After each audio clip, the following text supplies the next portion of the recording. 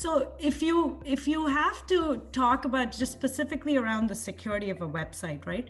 What is considered table stakes today? So there's a lot of things we hear about. Well, there's mage card attacks, there's XSS, etc. But what are, industries like yourself doing? What's considered table stakes? Where are the challenges? It would be good to kind of understand where you are. There are a couple of things here. There are few players in industry who will be top shelf in terms of brand protection or website protection. Mm-hmm. When I say top shelf, can you ensure that an attack which happened to, say, for example, the recent one, FireEye? That's right. Okay? Or the same which we're talking about, say, SolarWinds FireEye attack. Let's talk about it. Now, can you be such a top shelf that you are not the first one? It's not a day zero first attack happening on you. How can you make sure that these vulnerabilities can be protected and you have that process and tools in place so that you are more proactive? I don't think so, but yes, there are a lot of players and people do spend a lot of energy on making sure that they are not the second. So today, what happens is, if, for example, we found MageCart attack in BA, right? BA was penalized for it.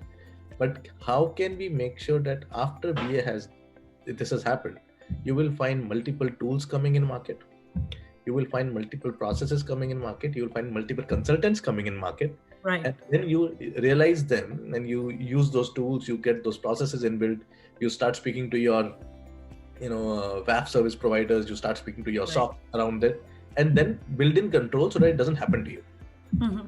Then there's a third category where they say, okay, it has happened, it may not happen to me, I don't have, or they're slow in implementing those controls.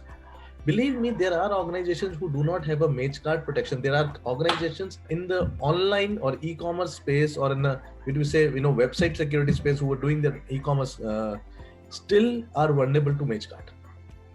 So there are, then these kind of companies do come in where, there are, I'll not say they are slow, but maybe their risks are different, let's say.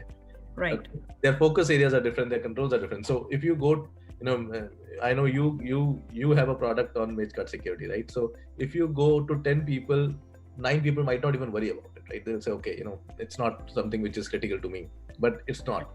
Once it happens to you, then, then the things turned up. So yes, we are in a stage where we're trying to become more proactive. It's a difficult journey. Even now we get to know, okay, SolarWinds attack has happened, whether we were protected or not. We find and then we fix it. It is not that today it is identified and we found that we were fixed a month before.